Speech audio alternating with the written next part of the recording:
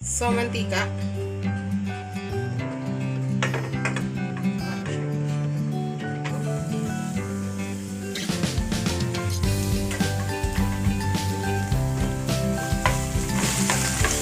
Okay.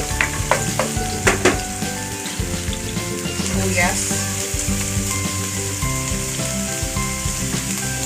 Sabi na natin yan. Lemongrass or tanglad. Ang pabango ang pangit ng bansa. Luya pala yun. Siling green, siling labuyo. Okay. Rotate lang natin. Yun yung boneless na chicken feet. Ayan. Nagyayaan ako dyan. May video ako para sa how to boneless sa chicken feet. Ano mag-bone o mag-boneless ng chicken feet. So, madali rin lang ito kasi nakita niya naman natin pinakulawan natin siya. So, lagyan natin ng spicy Korean. Dalawa ko lang ito. Yun naman ito natin. Nagkain ng confusing ko ito.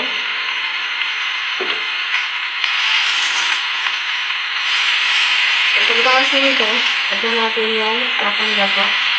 Or, coconut milk. At ilalim gagawin natin yung gato. Dahil gagawin natin ang ngayon. Ganun ka tayo natin yung gato. Kapang gato, mga ganito siya. Puro na siya. Natin. Sigas ito. Ngayon natin yung kapang gato.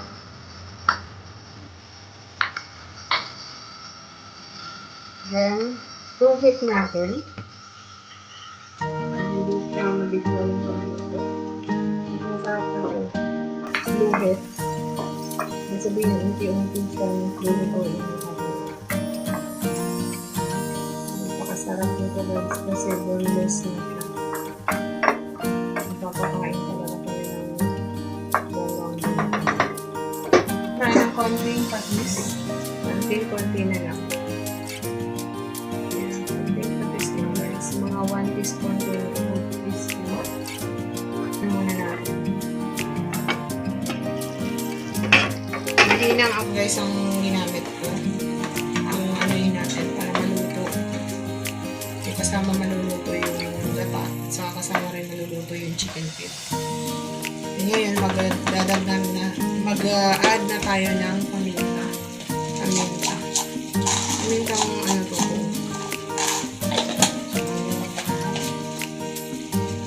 Mag-add tayo ng seasonings. Okay lang.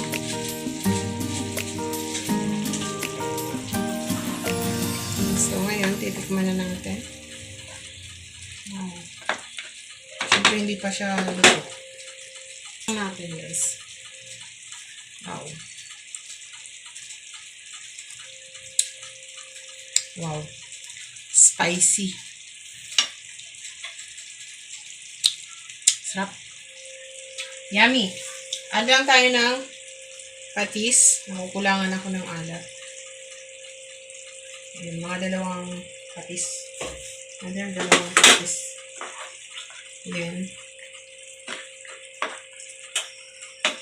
pakasanan natin yung apoy para kaunting maano yung sabaw niya. Ayan.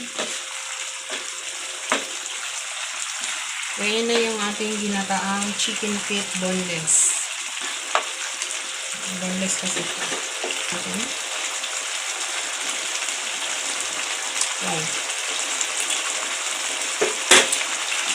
Yummy. Ready done na.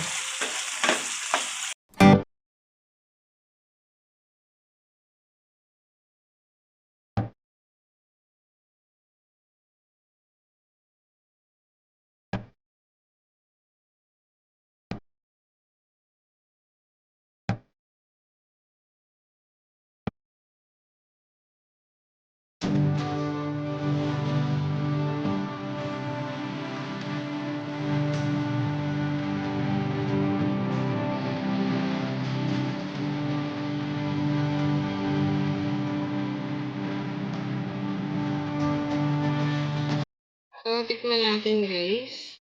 Ready to tikman na. Tikman natin. So, tikman natin, guys, kung anong lasa niya. Mas malambot to kasi. Boneless mo. So, nasubo. Sarap. Yummy. Unlimited rice to. Yummy, guys. Thank you. Happy eating. Bye.